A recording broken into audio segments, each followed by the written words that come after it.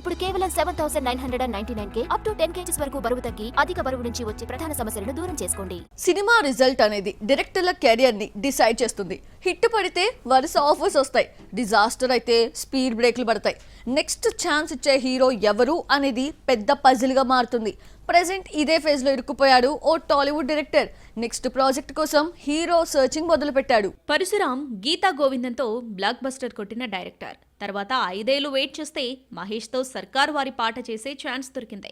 దీనికంటే ముందు నాగ చైతన్యతో ఒక ప్రాజెక్టు ఓకే చేసుకున్న మహేష్ సినిమా కోసం వదులుకోవాల్సి వచ్చింది. సర్కార్ వారి పాటకు వసూళ్లొచ్చాయి, కానీ కంటెంట్ పరంగా పరశురామ్ బెస్ట్ అనిపించుకోలేదు. అయినా ఫ్యామిలీ స్టార్ చేయడానికి ముందుకొచ్చాడు విజయ్ దేవరకొండ. భారీ అంచనాలతో రిలీజ్ అయిన ఈ ప్రాజెక్ట్ డిజాస్టర్ అయింది.